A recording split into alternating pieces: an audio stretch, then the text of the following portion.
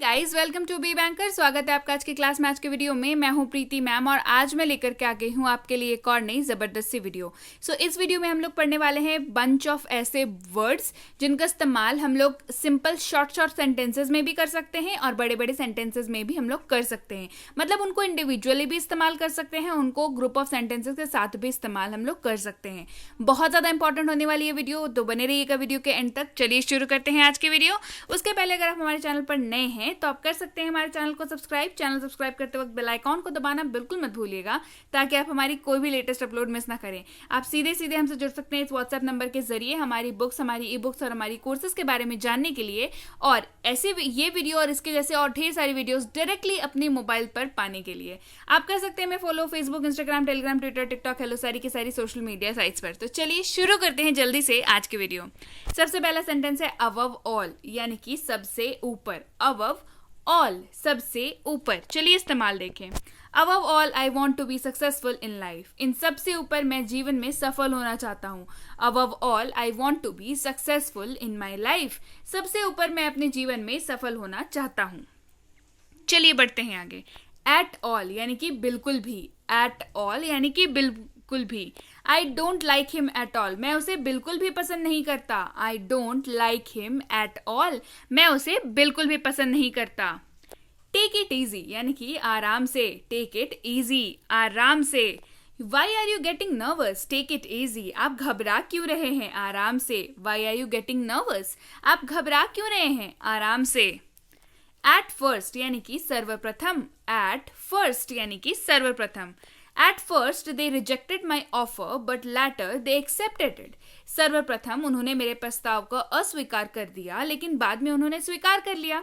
Basically यहाँ पे आप दो सिचुएशंस की कंपैरिजन करते हैं, तो एट फर्स्ट यानी कि सबसे पहले और लेटर यानी कि उसके बाद। हम लोग दोनों इसको एक साथ इस्तेमाल, मोस्ट ऑफ द सेंटेंसेस में एट फर्स्ट और लेटर जो है वो साथ में आ जाता है। आप चाहे तो इस्तेमाल करें, चाहे तो ना भी इस्तेमाल करें, आपके ऊपर है। एट फर्स्ट का मतलब होता है सर्वप्रथम। अब एट फर्स्ट को आप जहां चाहे वहां अपने सेंटेंसेस में इस्तेमाल कर सकते हैं। चलिए बढ़ते हैं आगे। नन लेस देन या नो लेस देन, इससे कम नहीं, यानी कि no less than. There were no less than 100 people at the party. Party में 100 से कम लोग नहीं थे। There were no less than 100 people at the party. Party में 100 से कम लोग नहीं थे। ओवर एंड ओवर, यानी कि बार बार। ओवर एंड ओवर, बार बार। You do the same mistake over and over. आप बार बार वही गलती करते हैं। You do the same mistake over and over. आप बार बार वही गलती करते हैं। Rely on यानी कि पर भरोसा। Rely on यानी कि पर भरोसा। You can rely on me. तुम मुझ पर भरोसा कर सकते हो। You can rely on me. तुम मुझ पर भरोसा कर सकते हो। More or less यानी कि ज्यादा या कम या कमोबेश। More or less, ज्यादा या कम या कमोबेश।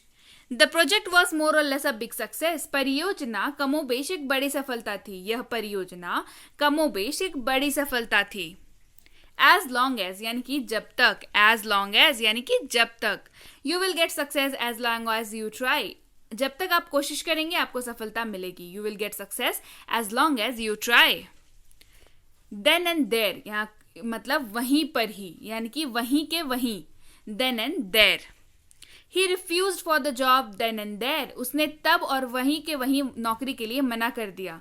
उसने तब और वहीं नौकरी के लिए मना कर दिया। On the spot यानी कि उसी स्थान पर या मौके पर। On the spot यानी कि उसी स्थान पर या मौके पर।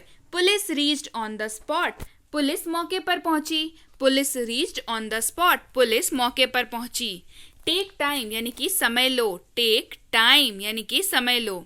सम थिंग्स टेक टाइम, कुछ बातें समय लेती हैं या कुछ चीजें समय लेती हैं।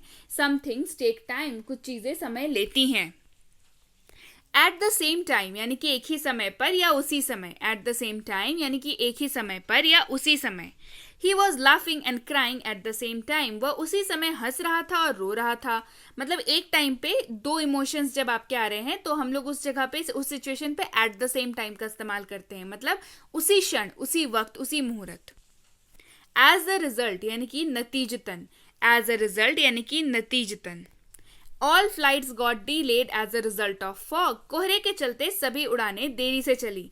As a result all the flights got delayed as a result of fog, मतलब फॉग हुआ यानी कि कुहासा हुआ. फॉग का मतलब कुहासा होता है, धुंध होती है. तो उसके वजह से क्या हुआ, मतलब उसकी वजह से क्या हुआ कि फ्लाइट्स डिले हो गई, है ना. तो वहां पे हम लोग जब हमें वजह बतानी होती है तो हम लोग एज अ रिजल्ट ऑफ का यूज करते हैं. एट टाइम्स यानी कि कभी कभी. एट टाइम्स यानी कि कभी कभी. He can be really aggressive at times, वह कई बार वास्तव में आक्रामक हो जाता है. He can be really aggressive at times. And what not यानी कि और क्या नहीं. एंड वॉट नॉट यानी कि और क्या नहीं. He called me idiot, fool and what not, उसने मुझे बेवकूफ, मूर्ख और क्या नहीं कहा. He called me idiot, fool and what not, उसने मुझे बेवकूफ, मूर्ख और क्या नहीं कहा. टू द पॉइंट यानी कि मुद्दे पर, एकदम on the spot. To the point. Just come to the point यानी कि मुद्दे पर आओ, मुद्दे की बात करो. Just come to the point. Regardless of यानी कि निम्न पर ध्यान दिए बगैर. रिगार्डलेस ऑफ यानी कि निम्न पर ध्यान दिए बगैर. I will play the match regardless of my health, मैं अपनी सेहत की परवाह किए बिना मैच खेलूंगा. I will play the match regardless of my health, मैं अपनी सेहत की परवाह किए बिना मैच खेलूंगा. विदाउट क्वेश्चन यानी कि बिना सवाल के. विदाउट क्वेश्चन यानी कि बिना सवाल के.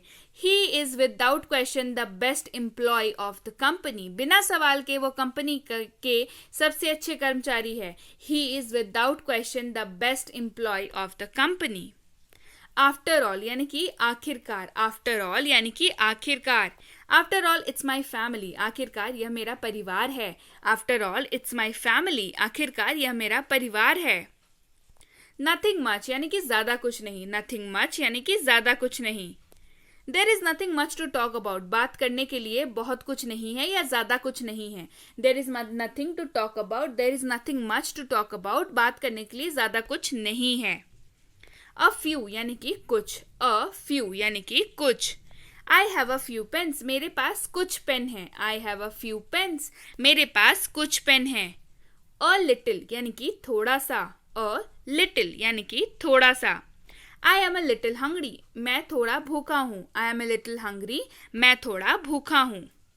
एट इंटरवल्स यानी कि अंतरालों पर. एट इंटरवल्स यानी कि अंतरालों पर. You must practice it at regular intervals, आपको नियमित अंतराल पर इसका अभ्यास करना चाहिए. जैसे आपको अंग्रेजी आप जो भी सीखते हैं eight intervals you must practice, यानी कि आपको जो भी आप अंग्रेजी में सीखते हैं उसे अंतरालों पर प्रैक्टिस अवश्य करना चाहिए. टाइम एंड अगेन यानी कि बार बार. टाइम एंड अगेन यानी कि बार बार. Time and again you do this, आप हर बार ऐसा करते हैं, आप बार बार ऐसा करते हैं. Time and again you do this. Bit by bit यानी कि थोड़ा थोड़ा. Bit by bit. We will do it bit by bit, हम इसे थोड़ा थोड़ा करके करेंगे. We will do it bit by bit, हम इसे थोड़ा थोड़ा करके करेंगे. नॉट एनी मोर यानी कि अब और नहीं. नॉट एनी मोर यानी कि अब और नहीं. I will not go not any more, मैं नहीं जाऊंगा अब और नहीं. मैं नहीं जाऊंगा अब और नहीं. नॉट एट ऑल यानी कि हरगिज नहीं. नॉट एट ऑल यानी कि हरगिज नहीं. You will not go there not at all, आप वहां नहीं जाएंगे बिल्कुल नहीं, यानी कि हरगिज नहीं. आप वहां नहीं जाएंगे हरगिज नहीं. You will not go there not at all. Forever यानी कि सदैव. फॉर एवर यानी कि सदैव. I will be there with you forever, मैं हमेशा तुम्हारे साथ रहूंगा. I will be there with you forever, मैं हमेशा तुम्हारे साथ रहूंगा. फॉर एन आवर यानी कि एक घंटे के लिए. फॉर एन आवर यानी कि एक घंटे के लिए. Can you give me your bike for an hour, क्या आप मुझे अपनी बाइक एक घंटे के लिए दे सकते हैं. Can you give me your bike for an hour, क्या आप अपनी बाइक मुझे एक घंटे के लिए दे सकते हैं. अबाउट दैट यानी कि उसके बारे में. अबाउट दैट यानी कि उसके बारे में. Tell me about that matter, मुझे उस मामले के बारे में बताओ. Tell me about that matter, मुझे उस मामले के बारे में बताओ. फ्रॉम वेयर यानी कि कहाँ से. फ्रॉम वेयर यानी कि कहाँ से. From where are you coming, तुम कहाँ से आ रहे हो. From where are you coming, तुम कहाँ से आ रहे हो. अबाउट हुम यानी कि किसके बारे में. अबाउट हुम यानी कि किसके बारे में. About whom you are talking, आप किसके बारे में बात कर रहे हैं. About whom you are talking, आप किसके बारे में बात कर रहे हैं. विथ whom यानी कि किसके साथ, विथ whom यानी कि किसके साथ. With whom will you go, किसके साथ जाओगे. With whom will you go, किसके साथ जाओगे. फ्रॉम विच यानी कि किस, फ्रॉम विच यानी कि किस. From which store you bought this dress, आपने किस दुकान से ये ड्रेस खरीदी. From which store you bought this dress, आपने किस दुकान से ये ड्रेस खरीदी. फॉर विच यानी कि जिसके लिए, फॉर विच यानी कि जिसके लिए. Did the thing for which you are here, जिस चीज के लिए आप यहाँ हैं, मतलब इसके आगे पीछे आप अपनी लाइंस जोड़ सकते हैं कि मैं जानता हूं जिस चीज के लिए आप यहाँ हैं. मतलब I know the thing for which you are here, मैं जानता हूं जिस चीज के लिए आप यहाँ हैं. बाय विच यानी कि किसके द्वारा, बाय विच यानी कि किसके द्वारा. By which means you are planning to go, आप किस माध्यम से आप जाने की योजना बना रहे हैं, किस माध्यम से आप जाने की योजना बना रहे हैं, यानी कि किसके द्वारा, यानी कि बस, फ्लाइट, ट्रेन, ये माध्यम होते हैं ना जाने के. So by which means you are planning to go. In which यानी कि जिसमें, इन विच यानी कि जिसमें. The place in which the towel is kept, वह स्थान जिसमें तौलिया रखा जाता है. The place in which the towel is kept, वह स्थान जिसमें तौलिया रखा जाता है. बाय whom यानी कि किसके द्वारा, बाय whom यानी कि किसके द्वारा. By whom you got this project, किसके द्वारा आपको ये प्रोजेक्ट मिला है. By whom you got this project, किसके द्वारा आपको ये प्रोजेक्ट मिला है. एट what टाइम यानी कि किस समय पर. एट what टाइम, किस समय पर. At what time you are coming, कितने बजे आ रहे हो, यानी कि किस समय पर आ रहे हो. आप यही पूछ रहे हैं ना, टाइम पूछ रहे हैं. At what time you are coming या at what time are you coming, यानी कि कितने बजे आ रहे हो. एट वॉट वे यानी कि किस रास्ते पर. एट वॉट वे, किस रास्ते पर. At what way has he gone, वह किस रास्ते पर गया है. At what way has he gone, वह किस रास्ते पर गया है. हाउ फार यानी कि कितना दूर. हाउ फार यानी कि कितना दूर या कितनी दूर. How far can you go, तुम कितनी दूर जा सकते हो. How far can you go, तुम कितनी दूर जा सकते हो. हाउ गुड यानी कि कितना अच्छा या कितनी अच्छी. हाउ गुड यानी कि कितना अच्छा या कितनी अच्छी. How good are you looking, कितनी अच्छी लग रही हो तुम. How good are you looking, कितनी अच्छी लग रही हो तुम. देखिए यहाँ पे एक्सक्लेमेशन साइन है और यहाँ पे हाउ है, तो इसको कंफ्यूज मत हो जाइएगा कि यहाँ पे क्वेश्चन मार्क होगा. यहाँ पे क्वेश्चन मार्क नहीं होगा. यहाँ पे हम लोग अपना एक भाव प्रकट कर रहे हैं. That is we are happy to see सामने वाला को कि वो बहुत अच्छा दिख रहा है. How good are you looking, कितनी अच्छी लग रही हो तुम. हाउ लॉन्ग यानी कि कितना लंबा समय. हाउ लॉन्ग यानी कि कितना लंबा समय. How long will it take to reach, पहुंचने में कितना समय लगेगा या कितना लंबा समय लगेगा. How long will it take to reach, पहुंचने में कितना समय लगेगा. हाउ ओल्ड यानी कि कितना पुराना. हाउ ओल्ड यानी कि कितना पुराना. हाउ ओल्ड आर यू, आपकी उम्र क्या है. अब देखिए यहाँ पे, अब आप इंसान को तो बोल नहीं सकते कि कितने पुराने हो भाई तुम, तो यहाँ पे ओल्ड का मतलब उम्र आ जाता है. अगर आप यहाँ पे इसको एंटीक से जोड़े तो वो हो जाएगा कितना पुराना. How old is this pen, यानी कि ये कलम कितनी पुरानी है. लेकिन जब इंसान की बात करेंगे तो वहाँ पे उम्र आ जाती है. हाउ ओल्ड आर यू, आपकी उम्र क्या है. हाउ सून यानी कि कितनी जल्दी. हाउ सून यानी कि कितनी जल्दी. How soon can you come, आप कितनी जल्दी आ सकते हैं. How soon can you come, आप कितनी जल्दी आ सकते हैं. एज सून एज यानी कि जैसे ही. एज सून एज यानी कि जैसे ही. Come to my home as soon as possible, जितनी जल्दी हो सके मेरे घर पर आओ.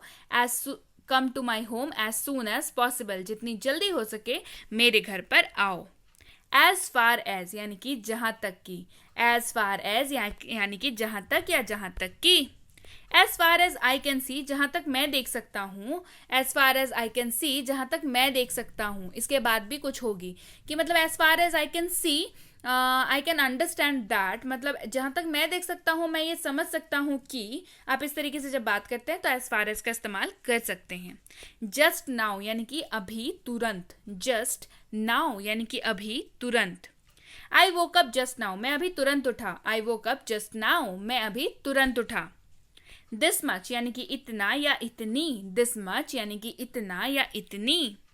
This much amount you will have to pay, इतनी रकम आपको चुकानी पड़ेगी. This much amount you will have to pay, इतनी रकम आपको चुकानी पड़ेगी. सो अर्ली यानी कि इतनी जल्दी. सो अर्ली यानी कि इतनी जल्दी. Today you came so early, आज तुम इतनी जल्दी आ गए. Today you came so early, आज तुम इतनी जल्दी आ गए। सो ये थी आज की वीडियो कैसी लगी मुझे कमेंट करके ज़रूर बताइए। वीडियो को लाइक कर दीजिए, शेयर कर दीजिए उन सबको जिनको इस वीडियो की ज़रूरत है।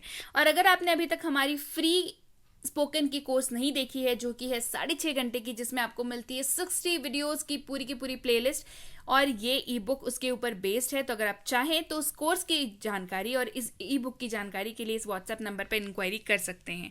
साथ ही साथ ये हमारा premium WhatsApp spoken English course, तो इसकी इंक्वायरी भी आप इस नंबर पे कर सकते हैं कि कितने महीनों की कोर्स है, क्या क्या मिलता है, क्या क्या मटेरियल्स मिलते हैं, कितने दिन की क्लास होती है, ये सारी चीज़ें जिसकी भी जानकारी आपको चाहिए आप इस नंबर पे इंक्वायरी कर सकते हैं। साथ ही साथ ये है बेसिक इंग्लिश ग्रामर कोर्स, जो आपकी ग्रामर की बेसिक्स को बड़े अच्छे से क्लियर कर देता है, आपको एडवांस के लिए फुल ऑन प्रिपेयर कर देता है। इसकी इंक्वायरी भी आप इस नंबर पर कर सकते हैं।